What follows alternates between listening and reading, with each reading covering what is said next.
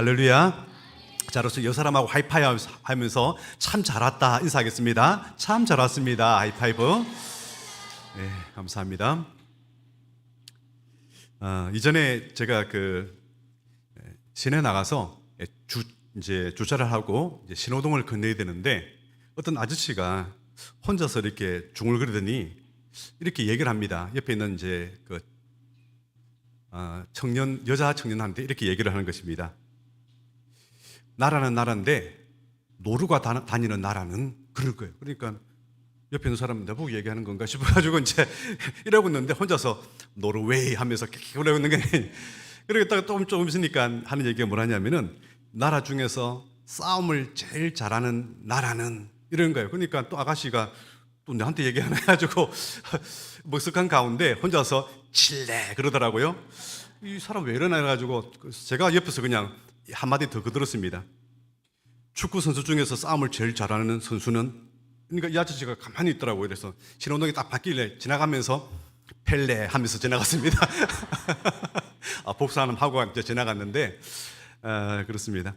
하천 해인사를 간 적이 있습니다. 하천 해인사를 간 적이 있는데 이제 불공들이로 간 것은 아니고요. 예, 절이 어떻게 됐나 이래서 한번 가봤습니다. 그래서 이제 갔는데 물어보니까요, 어디로 들어가야 되냐 물어보니까 절로 가세요 그러더라고요. 역시 절은 안내를 참 잘해요. 절로 가세요. 그래가지고 딱 입구가 봉황문이다 그러는데 봉황문에 딱 들어갔습니다. 문을 열고 딱 들어갔는데 그 양쪽에 큰 이제 상이 있는데 사천왕상이라는 아주 무서운 이제 얼굴을 가진 그런 상이 있더라고요.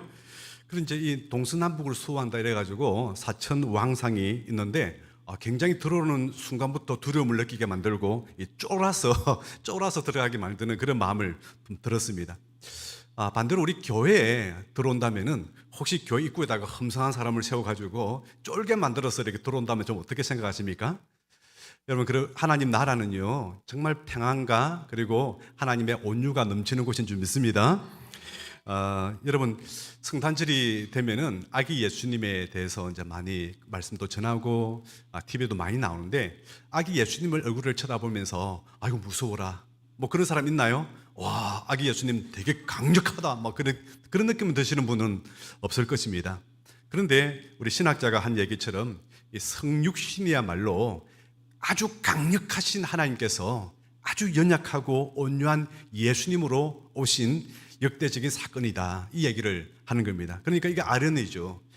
강력하신 하나님, 세상의 모든 것을 다 할 수 있는 하나님께서 아주 작은 아기의 모습으로 이 땅에 태어났다는 자체가 굉장히 역설적이고 아련하다 이렇게 얘기를 하는 것이죠. 그래서 예수님은 가장 온유하신 분인 줄 믿습니다. 10년 전에 이제 기독교보 우리 신문 있잖아요. 거기에서 저한테 전화가 왔더라고요. 이제 목회자들이 자기가 애장하는 좋아하고 그리고 메시지가 있는 책 한 권씩을 소개하고 거기 이제 요약해서 올리는 그런 이제 내용들로 좀 해달라고 그렇게 연락이 왔더라고요. 그래서 무슨 책을 내가 소개할까 생각하다가 두꺼운 책을 소개해봐야 읽지도 않을 것 같아가지고 그래서 이제 진 에드워즈의 새 왕 이야기라는 아주 얇은 책자를 제가 소개하고 내용을 요약하고 그렇게 올려놨습니다. 그 내용을 보면요, 새 왕이란 게 누구냐면은 사울 왕, 그 다음에 다윗 왕, 그리고 누굴까요? 솔로몬이 아니고 그 아들 압살롬, 압사당해서 죽을 놈이죠, 그죠? 압살롬이라 가지고 있는데 그 내용의 요절하면 이렇습니다. 다윗이 골리앗을 이기고 나니까 정말 그 마음 사람들이 막 여자들이 막 그렇게 다윗은 만만이고 사울은 천천히 이러니까 막 질투가 일어나죠. 이런 가운데 사울 왕은 자칫하다가 내 자리가 저 다윗에게 넘어가겠다. 그런 마음이 들면서 다윗을 죽이려 합니다. 다윗을 향해서 창을 던졌지만은 다윗은 그 창을 뽑아서 사울에게 던지지 아니하고 피했죠. 모든 것을 하나님께 맡기고 망명생활을 하게 됩니다. 그랬더니 그리고 또 사울 왕이 죽었을 때도 막 잔치를 벌이고 박수 친 게 아니라 오히려 애가를 불러서 민심을 달랬습니다. 그랬더니 온 이스라엘 지파들이 다윗에게 다 돌아와서 통일 이스라엘의 역대 왕이 된 것입니다. 그리고 나서 자기 아들이 또 반란을 일으키죠. 이 반란을 일으키는데 도망가는 길에 시바라는 어떤 사람을 만납니다. 이 사람이 어떤 욕심을 가지고 다윗을 향해서 저주를 퍼붓고 돌을 던지고 그럽니다. 그 밑에 있는 장군들이 저 자식이 왕이시여 죽여버릴까요? 그러니까 놔둬라. 내 아들 또 반역을 일으키는데 하물며 나와 상관없는 저자가 나를 위해서 비판하는 게 웬 대수냐. 혹시 하나님께서 저자를 통해서 내게 하신 말씀을 하실 수도 있다. 이러면서 이 품는 장면들이 나옵니다. 그래서 이제 결과적으로 다 하나님 뜻 가운데 다 이루어지지만은 다윗이 하나님의 예수 그리스도의 예표의 사람이 됐다는 것은 이런 측면이 있지 않나 이런 말씀이 드러났습니다. 여러분 성경에서는요 이렇게 맞대응하지 아니하고 품고 정말 이렇게 마음 품는 것을 보고 우리는 온유합니다 이렇게 얘기하는데요. 오늘 본문이 바로 예수님의 성품 가운데 성령의 8번째 바로 온유인데요. 그냥 온유가 아니고 오늘 설교 제목처럼 어떤 온유입니까? 예, 설교 제목을 좀 읽어보셔야 돼요. 이럴 때 어떤 온유라고요? 고집 꺾는 온유. 그러니까 제가 왜 이 고집 꺾는 온유라고 이렇게 표현을 쓰냐면은 왜냐하면 성경에 나오는 단어와 우리 한글하고는요 느낌이 조금 다를 때가 가끔 있어요. 우리식으로 생각하는 거 있잖아요. 예를 들어서 사람이 태생적으로 온순한 성격이 있어요. 이걸 보고 온유라고 말할 가능성이 굉장히 많습니다. 그래서 그게 아니라 성경에서 말씀하고 있는 온유란 것은 뭐냐면은 자기 고집을 꺾고 하나님 앞에 말씀 앞에 복종하는 걸 보고 온유란다. 이것을 전하고 싶은 것입니다. 그러면 가끔 우리가 예수님의 성품이 온유라 그러는데 신약 성경을 딱 읽어보면은 예수님께서 온유하신 분 맞아? 이런 생각이 좀 들 때가 있어요. 왜냐하면은 예수님께서 공생애를 30살 때 시작하시는데요. 공생의 시작과 마지막에 하신 일이요 공통점이 하나 있어요. 그게 뭔지 아세요? 예, 시작할 때도 예루살렘 성전에 들어가서 아버지 하나님께 신고식을 해요. 마지막 때도 십자가 직전에 이제 예루살렘 성전에 올라가서 이제 들어가서 마지막 신고식을 하는데 성전 정화 운동을 펼치는 것이죠. 장사꾼의 소굴처럼 만들어난 것을 완전하게 갈아엎고 뭐 그랬습니다. 이 모습을 보면은 우리 생각하기에 예수님이 온유하신 분 맞아? 완전하게 터프하신데 그런 생각이 들죠. 터프가이 예수님 이게 더 맞지 온유하신 예수님 이러면 좀 맞지 않는 것 같습니다. 그럼에도 불구하고 성경은요 가장 온유하신 분이 예수님이시다 이렇게 말씀하고 있어요. 일전에 고등부 학생이 저한테 와서 이렇게 질문하는 겁니다. 목사님 질문이 있어요. 뭔데? 우리가 화내는 게 죄인가요? 죄 아닌가요? 이런 걸 죄다 그랬습니다. 그랬더니 예수님도 성전에 가서 화를 내시면서 이렇게 했는데 그럼 예수님도 죄인이겠네요? 이렇게 얘기하더라고. 네가 예수님이냐? 이랬어요. 내가 그 의분하고 네가 하는 헬기하고는 다른 것이다 이렇게 얘기를 했는데요. 여러분 예수님은 터프가이 맞습니다. 그런데 예수님은 온유하신 분이세요. 우리가 생각하는 태생적으로 성품이 온순한 그 단어와 차이가 있다는 것을 말씀을 드리는 것입니다. 오늘 본문 가운데 이렇게 시작하고 있죠. 수고하고 무거운 짐진 자들아 다 내게로 오라. 여러분 수고하고 무거운 짐진 자들 다 내게로 오라. 내가 너희를 쉬게 하리라. 이 말씀은요 우리가 전도할 때 참 많이 전도지에 기록된 말씀들이죠. 어떤 대학에서 철학을 전공하신 어느 집사님이 계신데 이분이 이제 자기가 어떻게 예수님을 믿은지에 대해서 제자 훈련하면서 한번 간증을 나눈 적이 있어요. 이제 어떤 사람이 전도지를 자기한테 주는데 읽어보니까 이 말씀이 들어있는 거예요. 수고하고 무거운 짐진 자들아 다 내게로 오라. 내가 너희를 쉬게 하리라. 이러면서 그림이 보니까 예수님이 십자가를 지고 뭐 돌아가신데 그분이 하나님이시다 뭐 그런 내용이 있더래요. 근데 곰곰이 묵상해 보니까 말도 안 된다. 아니 천지를 창조하셨다는 분 그리고 세상에서 가장 센 신이라는 분이 하나님이신데 하나님이 왜 죽어? 하나님이 왜 인간으로 오셔가지고 십자가를 지고 죽어? 말이 안 된다. 거기다가 이걸 세상에 세뇌당해가지고 믿고 살아가는 저 기독교인들 쳐다보니까 너무 안 됐다. 너무 불쌍하다. 그런 생각이 좀 들더란 거예요 이게. 그런데 한편으로 철학을 공부했기 때문에 또 한 번 생각해 봤다는 거예요. 그래 세계에서 가장 센 신이란 천지를 창조했던 신이 만약에 십자가를 지고 죽었다면 둘 중에 하나인 것 같다. 그게 진짜 사실이라서 정말 우리 죄를 위해 십자가를 돌아가시든지 아니면은 그 사람이 하나님이 아니라 정신병자든지 둘 중에 하나일 것 같다. 그렇게 나름대로 이제 생각을 정리했던 것이죠.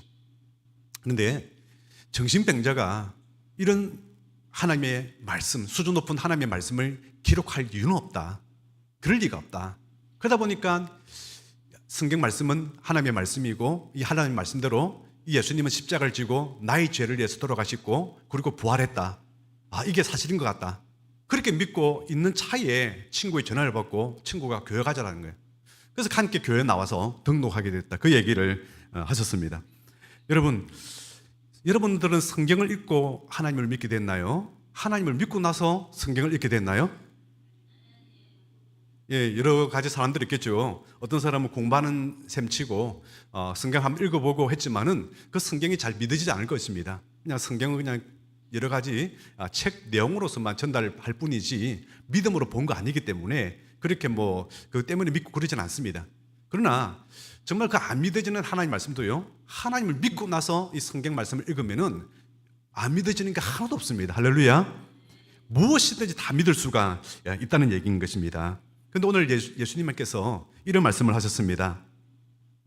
나는 마음이 온유하고 겸손하니 나의 멍에를 메고, 그렇게 말씀하고 있습니다. 예수님께서 나는 온유하고 겸손하다, 나는 온유하다 말씀하는데 거기에 들어가는 말씀이 뭐냐면은 나의 멍에를 메고라는 단어가 뒤에 들어가 있습니다. 여러분, 멍에하고 예수님의 온유하고 무슨 관련이 있어가지고 이런 말씀을 우리 주님께서 이렇게 비유로 하셨을까요? 여러분, 멍에는요, 멍에가 뭐예요?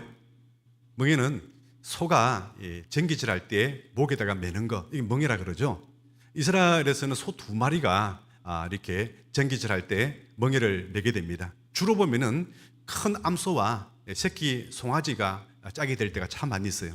왜냐하면 송아지도 엄마를 통해서 밭가는 것을 좀 배워야 되기 때문에 옆에서 같이 해가지고 멍에를 메고 이렇게 밭을 갑니다. 여러분, 이것을 지금 예수님께서 지금 우리한테 말씀하는 거예요.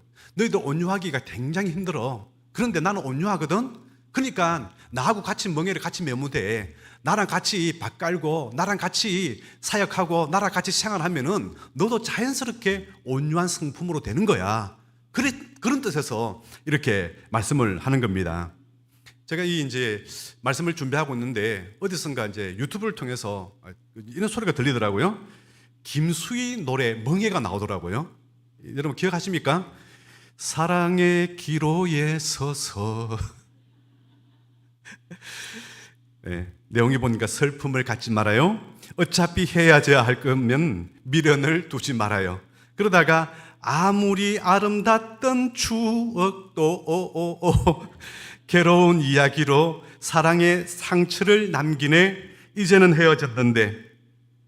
여기에서 멍에라는 단어가 한 번도 안 나와요. 이 가사 내용을 보면은. 그런데 왜 제목을 멍에라고 했을까라는 생각을 좀 해봤습니다. 이 노래가 왜 멍일까? 그런데 이 부분이 떠오르더라고요. 아무리 아름답던 추억도 괴로운 이야기로, 그리고 사랑의 상처, 괴롭고 상처, 이게 멍에다. 사람이요, 성장하고 성숙하려면요, 멍에 없이는 성숙할 수가 없어요. 아픔도 없고 괴로움도 없는 사람은 성장이 안 되는 거예요. 그래서 아픈 만큼 성숙해지고 그런 노래가 있는 것처럼요, 아픔을 통해서, 이 멍에를 통해서 사람은 성장하고 온유해지는 겁니다. 멍에를 메고 밭을 간다는 건 굉장히 괴로운 일이죠. 그게 또 주인의 말에 따라서 따라야 됩니다. 좌회전, 우회전, 앞으로 직진, 멈춤 다 알아서 해야 되고 얼마나 또 힘이 듭니까? 그런데 그 멍에를 통해서 사람이 온순해지는 것을 배운다고 하는 것입니다. 여러분, 저는 어릴 때 시골에 자랐기 때문에 소 고투리에 이제 멍에 고투리 매는 것을 봤습니다. 여러분, 이제 새끼 송아지가 좀 자라서 청소년 송아지가 되면은 완전하게 망나니가 돼가지고 뛰어다닙니다. 이건 통제 불가입니다. 새끼일 때는 묶고 놔도 묶고 날 필요도 없죠. 엄마 옆에 있습니다. 그런데 조금 이제 청소년 되고 나면은 얘가 사춘기를 겪으면서 막 뛰어다녀요. 그냥 마당으로 뛰어다니고 밖에 나갔다 오기도 하고 막 그렇습니다. 그러니까 어떻게 해야 돼요? 통제하기 위해서 이제 데리고 와서 이제 딱 묶고 나고 사람들이 딱 붙들고 있고 거기다가 코에다가 고투리를 딱 매는 것입니다. 그 다음부터는 아프다고 막 울고 막 그럽니다. 그런데 그때부터는 이제 통제가 되는 것이죠. 왜요? 말 안 들으면은 묶고 났는데 코가 당겨가지고 얼마나 아프겠어요. 그러니까 할 수 없이 이제 순종하게 되는 건데요. 오늘 나오는 온유라는 단어가 바로 이런 점이에요. 통제가 돼가지고 어쩔 수 없이 자기 스스로 모든 것을 다 내려놓고 주님의 말씀에 복종하는 태도, 이걸 보고 온유란 것입니다. 그래서 온유함 없이는요, 우리는 모두든 한 사람도 예수님을 믿을 수가 없는 거예요. 그래서 원래는 사람이 성품이 거칠고 까칠하고 고집도 셌고, 그런데 이 멍에를 통해서 고집이 꺾여진 상태, 이게 바로 온유다.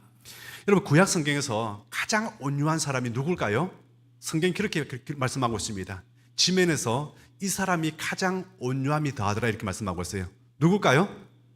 모세입니다. 특별히 산수를 잘 못한다고 소문 나 있잖아요, 그죠? 1, 2, 3, 4 모세 가지고 모세입니다. 그런데 이 모세 이 얘기를 하면은요, 어떤 내용 가운데 이 말씀이 나오냐면은, 민수기 12장에 보면은 모세가 이제 자기 부인이 나이 많으니까, 모세는 120살까지 살지만 부인이 이제 그렇게 못 살았잖아요. 죽었어요. 그런데 지도자로서는 이제 옆에서 좀 수종 들고 도와주는 사람이 필요해가지고 이제 구스 여인을 이제 세 장가를 들었던 거예요. 재혼을 했던 거예요. 그러니까 이제 누가 나섰냐면은 아론하고 미리암, 모세하고 무슨 관계죠? 형제 관계죠. 모세 형이 아론이고 누나가 미리암입니다. 그런데 이 미리암하고 모세 그 형이 아론이 거기에 대해서 뭐 얘기 따지는 거예요, 이게. 왜냐하면은 첫 번째 결혼도 국제 결혼을 했잖아요, 그죠? 미디안 여성과 결혼했습니다. 그런데 이제 자기가 신우니까 마음이 좀 안 들었겠죠. 이스라엘 국민들 가운데 자매들도 참 많은데 꼭 그렇게 이방 여인을 청해야 되겠냐, 뭐 그런 식으로 했겠죠. 모세가 거기에 대해서 탁구 치지 않습니다. 탁구를 탁탁 치잖아요, 그죠? 이 말 하면 저 말 탁 하고, 저 말 하면 이 말 탁 하고, 우리 그거 잘하잖아요. 그래가지고 작은 싸움도 크게 만들고 막 그러는데 묵묵하게 하나님께 기도합니다. 하나님께 기도하고 나서 제가 하나님께 기도해 보니까 하나님께서 괜찮다고 하셨습니다. 그랬더니 뭐라고 얘기하냐면은, 하나님이 너만 가지고 얘기하냐, 우리도 하나님과 말씀한다, 이렇게 하면서 그게 따지는 거예요, 이게. 그런데 하나님께서 직접 나타나셔가지고 아론과 미리암을 부릅니다. 너 동생이라고 너 함부로 하냐? 모세에 대해서 그러면 안 돼. 모세는 나의 집에 충성된 종이야. 나는 대면하여 모세와 말하는 하나님이다, 이렇게 말씀을 하는 거예요. 그러면서 모세의 리더십을 흔들었던 그 벌로 나병을 줘버립니다. 그러니까 모세는요, 또 이런 점에 대해서 캐제를 부르는 것이 아니라 하나님께 엎드려서 간구합니다. 간절히 부르짖습니다. 하나님 용서해달라고. 그렇게 간절히 부르고 나서 이제 자기 누이가 치유함을 받는 일이 생기는 것이죠. 이 상태를 보고 우리는 모세는 온유함이 지변에서 가장 승하였다, 이렇게 말씀을 하는 것입니다. 여러분, 어떻게 하면은, 근데 이제 보십시오. 이 모세가 그럼 처음부터 그러면은 성격이 이런 사람이었냐? 그게 아니에요. 모세가 나이 40살 때 애굽의 왕자로 살다가 이제 자기 정체성이 나 유대인 필주로였구나, 그걸 어릴 때부터 알았죠. 그러니까 자기 이스라엘 백성들이 그 노예에 시달리면서 해초리 맞는 걸 보면서, 이 채찍에 맞는 걸 보면서 도와줍니다. 얼마나 무술을 잘했던지 한 방 치는데 그 이스라엘 애굽의 관리가 죽어버렸어요. 그래 묻어놨어요, 모래다가. 그 다음날 또 누군가 싸우길래 말겠는데 자기들이 너 어제 죽이는 거 다 봤다. 그러니까 너무 놀랬던 거예요. 지금 안 그래도 지금 왕자 지금 경쟁을 벌이고 있는데 조금이라도 지금 흠이 있으면 왕자 경쟁에서 탈락될 위기가 있는데, 그래서 안 되겠다, 이러다 죽겠다 싶어서 도망친 게 바로 미디안입니다. 그런 사람이에요. 한 방 치면 죽어버리는 그런 사람이었죠. 거기다가 출애굽에서도 마찬가지입니다. 얼마나 짜증이 나든지, 이스라엘 백성들이 목마르다고 원망하니까 얼마나 짜증이 나든지요. 하나님께 기도했습니다. 그러니까 하나님께서 이 반석을 향해서 서라, 그리고 반석을 향해서 명령하면은 반석에서 샘물이 팡 터질 것이다, 그렇게 해서 하나님의 영광을 드러내라, 이렇게 말씀했는데, 모세가 어떻게 합니까? 하도 짜증내니까 지팡이 들고 우리가 반석을 내볼까 하면서 이 막 짜증을 내면서 바위를 칩니다. 그러니까 바위에서 물이 터지긴 했어요. 그래서 수많은 백성들이 다 먹고 마셨습니다. 그런데 우리 하나님께서는요, 이걸 엄청난 큰 죄로 여겼던 것입니다. 사도 바울은 뭐라고 했냐면, 이 반석은 그리스도라는 거예요. 하나님에 대해 친 거예요, 짜증내면서. 그리고 하나님께서 물을 낸다고 얘기해야 되는데 우리가 물을 낼까 하면서 자기 영광을, 하나님 영광을 다 가르치는 거예요, 이게. 그랬던 사람입니다. 그런데 가면 갈수록 하나님과 날마다 교제하고 말씀에 순종하고 그렇게 살다 보니까 하나님의 성품, 바로 온유함이 이제 모세에게 들어가게 된 것이죠. 여러분, 어떻게 하면은 우리도 온유해질 수 있을까요? 오늘 말씀에 순종하고 본질에 집중하면은 우리 모두가 다 온유해질 수 있다. 여러분, 모세는 가나안 땅이라는 그 목표가 있었습니다. 그리고 그 길로 가기 위해서 자기 고집대로 가면 안 된다는 사실을 많이 깨달았습니다. 이 광야에서 내 생각, 내 고집대로 가면은 이 백성들 다 굶어 죽이는 것이죠.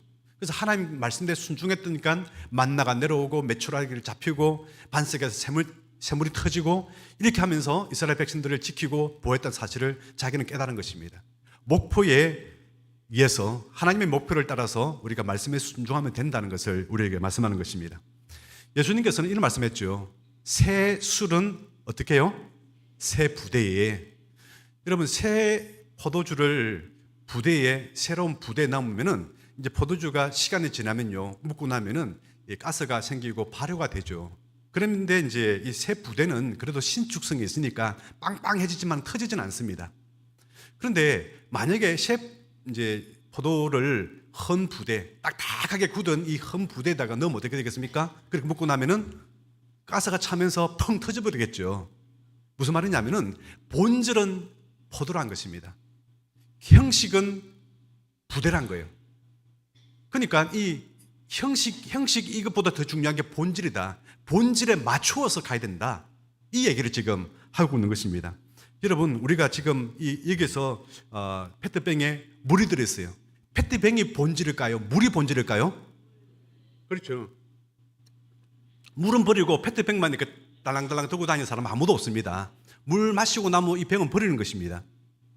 그리고 옛날에는 이런 병이 없을 때는요, 조선시대라면은 아마 대나무 같은 거 잘라가지고 거기다가 물을 따라서 컵으로 섞겠죠, 그죠? 혹은 또 도자기 같은 거 구워서 도기로 또 갖고 물을 마셨을 것입니다. 상황에 따라서, 시대에 따라서 달라지는 겁니다. 혹은 또 텀블러에 물을 넣어서 다니기도 하죠. 지금도, 그죠? 본질은요, 하나지만은요, 상황에 따라서 컵은 여러 종류의 컵이 있을 수 있다는 거예요. 오늘 이 자리에서는 이 페트병이 지금 이 용기가 되는 것입니다. 마찬가지로 하나님의 본질에 대해서 상황은 여러 가지로 바뀌게 되는 것입니다. 그런데 우리가 이 말씀을 잘 이해 못하면요, 본질은 놓쳐버리고 그 전통과 그 형식만 붙들고 살아갈 수 있어요. 이걸 보고 종교라 그러고 이걸 보고 신앙, 그거는 종교지 신앙은 아니에요. 여러분, 종교와 신앙 차이가 뭔지 아세요? 신앙은 본질을 추구하는 걸 보고 신앙이라 그러고요, 이 내용, 형식만 차지하는 걸 보고 종교라 그럽니다. 여러분, 우리 기독교는 종교가 아니라 여러분 신앙인 줄 믿습니다. 그래서 우리는요, 이 전통적인 껍데기 신앙에 대해서 본질이 딱 있으면요, 21세기에 맞는 본질에 그 따르는 그 내용을 우리가 용기를 가져야 되는 거예요. 아직까지 내가 만약에 물을 마시고 싶은데 정현이 보고, 야, 대나무 좀 잘라와가지고 거기에 컵 만들어서 물 좀 따라라 이러면은 아들이 뭘 하겠어요? 이게 아빠 이상한 사람들이 하지 않겠어요? 이게 지금 21세기 살아가면서 대나무에다가 물을 마신다면 좀 이상할 겁니다. 마찬가지예요. 여러분, 지금 본질은요, 예수님을 믿는 신앙입니다. 행식은 뭐예요? 이 예배당에서 예배 드리는데요, 지금 양복 입고요, 구두 신고 다녀요. 예수님 당시에 샌들 신고 다닌다고 해서, 예수님 당시에 이런 뭐 이상한 그 무슨 옷입니까? 그런 팔레스타인 그런 옷을 입고 다닌다 해서 지금 어느 누가 그렇게 옷 입고 그 샌들 신고 다니면서 다니고 있습니까? 그렇지 않습니다. 정말 본질이라는 것은요, 눈에 보이지 않아요. 행식이라는 것은요, 언제든지 새로워질 수 있는 겁니다. 그래서 여기에 대해서 내 고집을 꺾고 내 전통을 꺾고 그 말씀에 순종하는 게 뭐냐? 그게 바로 온유란 것입니다. 여러분, 온유하시기를 주님은 축원합니다. 이걸 잘 못하면요, 다음 세대가 끊쳐져 버립니다. 이거와 똑같아요. 야, 우리 세대 때는 사기 그릇에다가 물 따라서 먹어서 텀블러가 무슨 텀블러냐? 야, 대나무 가져와. 대나무에다가 물 따르고 거기에다가 뭡니까? 좀 이렇게 고무줄 튕겨가지고 그래 다녀. 그거 텀블러 하면 되잖아. 이렇게 강요하는 부모가 있다면 자식들이 뭐라고 생각했어요? 논리적으로 설득이 돼요, 그게? 아니, 그냥 물 한 잔 사면 되지. 대나무에다가 물을 따르가지고 고무줄 튕겨가지고 다니면서 이렇게 뺏기고 물을 마셔, 그게. 근데 그걸 신앙으로 믿는 사람이 있어요. 그건 아무것도 안 해요. 아무것도 아니라니까요. 교회는요, 바로 그런 것이에요.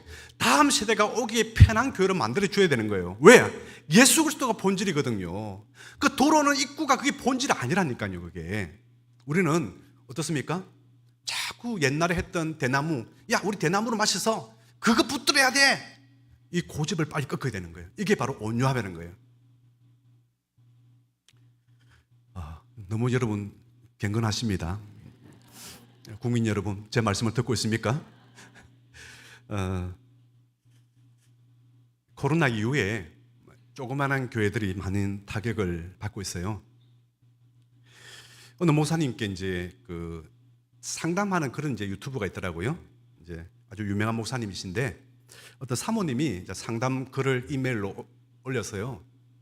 성도들이 한 10명 모이는 교회인데 너무 재정이 없어가지고 아무리 줄이더라도 교회 운영을 지금 할 수가 없다. 코로나 이후에.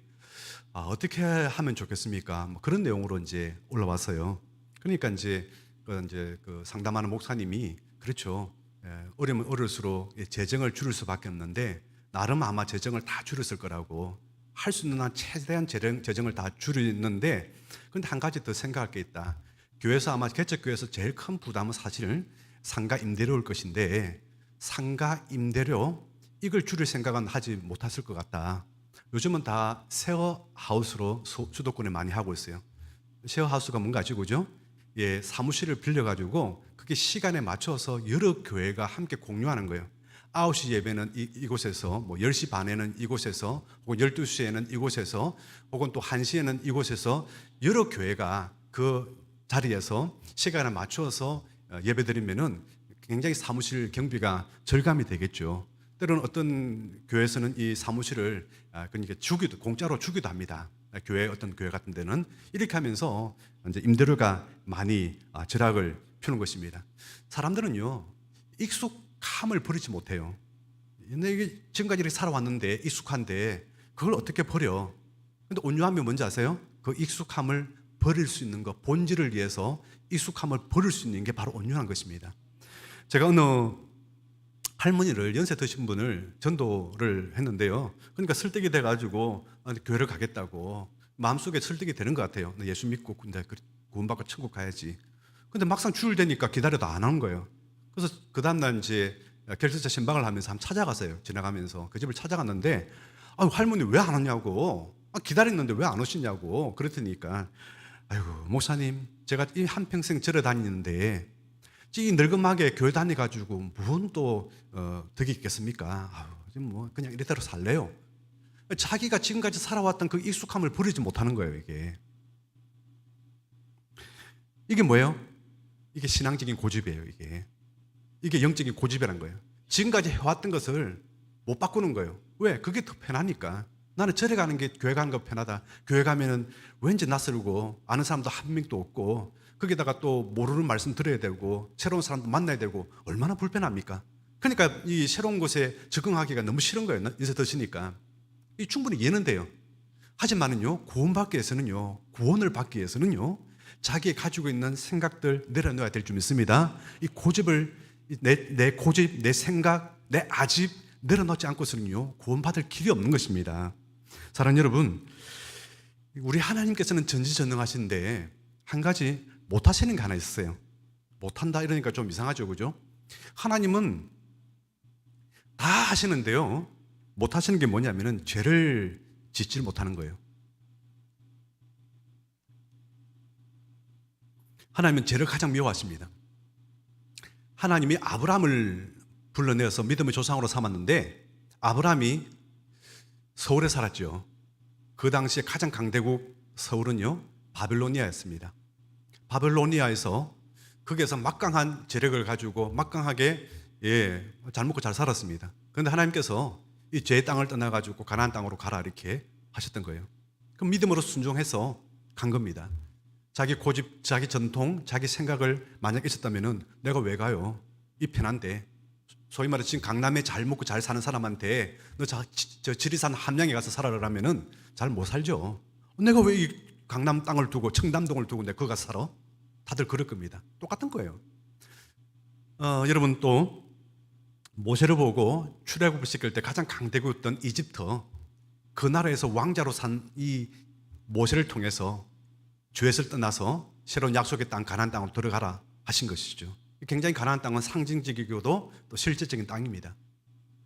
하나님의 말씀에 순종해야 된다는 거예요. 죄의 땅을 떠나라는 얘기입니다. 여러분, 누구든지요 십자가에서 나의 죄를 위해서 돌아가신 그 예수님을 믿으면은 구원을 받는 줄 믿습니다. 우리 청년들한테 제가 이번에 큐티 모임하면서 그리고 또 양육반 하면서 끊임없이 물어봤던 게 구원의 확신. 제가 좀 아리까리한 사람한테는 구원의 확신 있느냐고 물어봅니다. 근데 그 앞에서는 어떤 사람은 또 늦게 와서 물어볼 찬스도 넣어줬고 어떤 사람은 애매하게 있는 것 같다는 식으로 얘기를 하는 거 제가 들었는데 다시 한 번 더 확신을 제가 하겠습니다. 여러분, 우리 청년들 가운데 오늘 상인이 왔니? 여기 앉아있네. 주한이 왔고. 상인이 안 와서? 은지야, 상인이 어디 갔어? 잘 몰라? 병원에 갔어요? 왜? 아, 그랬구나. 예. 상인이가 들어야 되는데.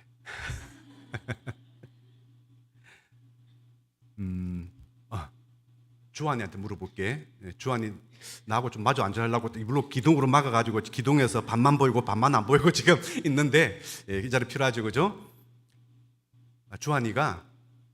주한이를 엄마가 너를 낳고 낳았던 거 너 믿지, 그지? 안 봤지, 그지? 보지 못했을 거야. 그런데 믿지, 그지? 그리고 어릴 때 너 키운 거 너 믿니? 그럼 그 부모님이 너희 부모님인 걸 인정하니? 오케이. 여러분, 하나님께서 천지를 창조한 거 주한이 믿니? 예수님께서 십자가에 나의 죄를 위해서 돌아가셨다는 거 믿니? 그럼 구원의 확신을 가진 거 너 믿니? 그럼 됐어. 똑같은 거예요. 나 보지 않았지만은 엄마가 나를 낳았다는 거, 나를 키웠던 거 믿고 나는 그들을 부모님이라 부른다는 거. 이게 자연스러운 거예요. 이건 뭐 믿고 안 믿고를 떠나서 자연스러운 거예요. 천지를 지으신 하나님을 믿고 나의 죄를 위해서 십자가 돌아가신 예수님, 그리고 3일 만에 부활하신 그 예수님, 나 믿어. 그러면 그 사람은 하나님을 아버지라 부르고 예수님을 주님으로 부를 수 있는 거예요. 이거 우리는 구원의 확신이라는 거예요. 하나님의 자녀로 태어난 거예요. 우리 부모님을 부모의 자녀로 태어난 것처럼 우리는 하나님의 자녀로 태어난 겁니다. 이걸 보고 우리 구원의 확신인 거예요. 그런데 만약에 이게 은혜로 주어진 것이고 우리가 믿음으로 우리가 구원받은 것이지 어떤 행위를 통해서 교회를 잘 다녔기 때문에 나는 구원받았고 요즘 깨어나가지고 교회를 잘 못 다녔다, 그렇지만 나는 믿음을 가졌다라면은 그 구원 확신 뺏기지 않는 거예요. 잘 다녀서 구원받는 게 아니에요. 헌금을 많이 들여서 구원받는 게 아니에요. 구원은요 믿음으로 받는 거예요. 한평 구원받는 강도처럼요. 교회를 한번 다녀봤습니까? 십자가에서 그냥 죽다가 이분이 하나님 아들인 것 같아가지고 하나님 아들이라고 믿었더니 그냥 구원을 허락했잖아요. 구원받는 게 어렵지 않아요. 은혜로 받는 겁니다. 여러분, 노력으로 구원받으면요 우리 구원받을 사람 없어요. 예. 거기다가 만약에 내 의지로만 구원받는다면요 구원 못 받아요. 사람 의지가요 얼마나 약한지 아세요? 교회 안에서는요 하나님 있는 것처럼 믿었지만 조금 나가서 어려움이 생기면요 때로는 마음속에 하나님 없는 것처럼 느낄 수도 있어요. 교회 안 나가고 싶을 때도 생겨요 그게. 그런데 의지가 약해질 때가 있다는 얘기예요. 그런데 예수님 믿는 순간에 하나님 아버지께서 우리 마음속에 삼일체 가운데 누구를 보내주세요? 성령님을 보내주는 거예요. 그 성령님이 떠나십니까? 안 떠나십니까? 영원히 안 떠나신다는 말씀하고 있는 거예요. 약속의 말씀이에요. 영원히 떠나지 않는다. 너 진짜 그때 영접했지, 그지? 너 믿었지? 하나님을, 천지를 창조하신 하나님 믿고 예수님, 나의 구세주 예수님 믿었지, 그지? 십자가 돌아가신 거 믿지? 왜? 믿는 순간에 들어간 거예요 이게. 우리는 볼 수는 없어요. 촬영도 안 되는 겁니다. 근데 내가 어머니 벌써에서 나오는 걸 내가 본 적은 없지만은 내가 믿는 것처럼 그냥 믿는 거예요. 그래서 내가 엄마를 통해서 내가 첫 번째 태어났다면은 지금 예수님을 통해서 두 번째 태어난 걸 보고 born again이라고 합니다. 거듭남이라는 것입니다. 이 확신을 제가 오늘 이 자리에 있는 사람들은 다 받길 바랍니다. 동규 이해가지? 오케이. 그렇습니다. 한 사람도 여기에 대해서 이 끈을 놓쳐버리면 안 됩니다. 놓쳐버리면 절대로 안 됩니다. 사랑하는 여러분, 예수님은요 우리에게 정말 복 주기를 원하세요. 너무 복 주기를 원하는 거예요. 하나님에 대한 생각을 조금 바꿔주십시오. 내 고집, 내가 어디선가 많이 들어왔던 어떤 말씀들, 그게 성경 말씀이 아니라면은 오늘 이 시간에 한번 내려놓고 한번 말씀을 한번 들어보십시오. 창세기 1장에 하나님께서 천지를 창조하시고 나서 인간을 만들었죠. 뭐라고 말씀하신지 아세요? 하나님이 인간들에게 복 주시며 말씀하시되 생육하고 번성하고 땅에 충만하라. 제일 먼저 하신 게 복 주신 이래요. 창세기 2장에는 또 이렇게 시작합니다. 하나님께서 복 주시려고 안식일에 쉬셨다 이렇게 말씀하고 온 거예요. 여러분, 우리 지금 복 받고 있는 거예요 지금. 그리고요, 가나안 땅에 들어가기 직전에 모세를 통해서 다시 한 번 더 강조합니다. 신명기 28장이 무슨 말씀이에요? 하나님께서 말씀에 순종하면은 가나안 땅에 들어가서 너희들이 복을 받는데 들어가도 복을 받고 나가도 복을 받고 너희 가축이 복 받고 너희 자녀들이 복 받고 세계 모든 민족이 떠날 것이고 이게 뭐 이루 행을 할 수 없는 복을 다 주시겠다는 거예요. 어떨 때요? 말씀에 순종하면은. 여러분 시편 1편, 여러분 시편 잘 아시잖아요. 성경 딱 펼치면 시편 나옵니다. 가운데 시편 1편에 뭐로 시작합니까? 제일 먼저 복 있는 사람은 이렇게 시작하고 있습니다. 복 있는 사람. 얼마나 복을 주기를 원하시면은 제일 처음부터 복 있는 사람 시작하고 있어요. 그런데 어떤 사람이 복 받는다고요? 주야로 말씀을 묵상하는 자로다. 여러분, 그러면 신약 성경 넘어가겠습니다. 신약 성경에서 예수님이 가르친 가운데 제일 먼저 가르친 게 산상수훈이에요.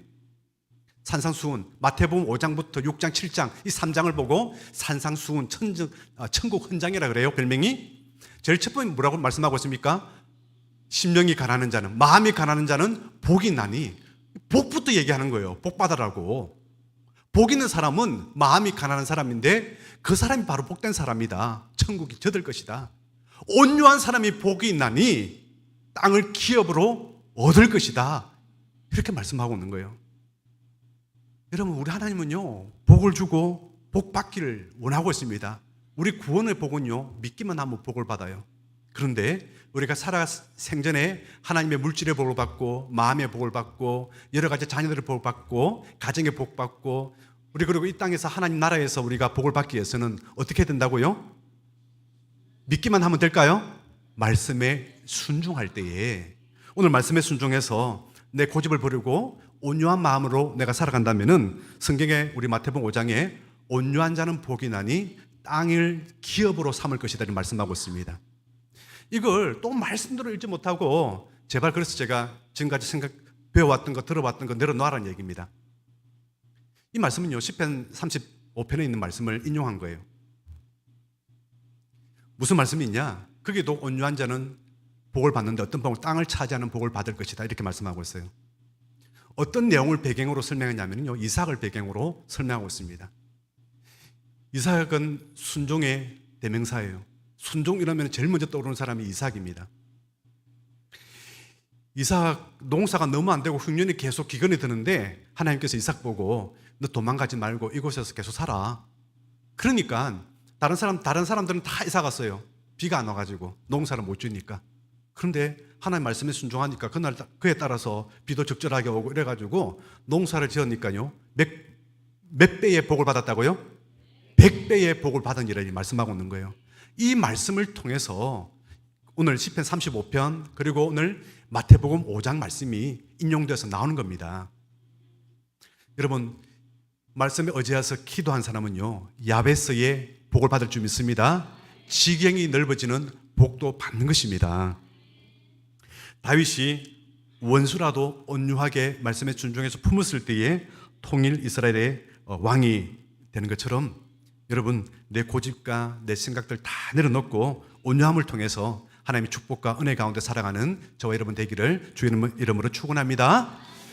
이 시간 우리 함께 찬양하기 원합니다. 심령이 가난한 자는 천국이 저의 것이며 애통하는 자는 복이 나니 위로를 받을 것이라 온유한 자는 복이 나니 땅을 기업으로 받겠네. 함께 찬양하겠습니다.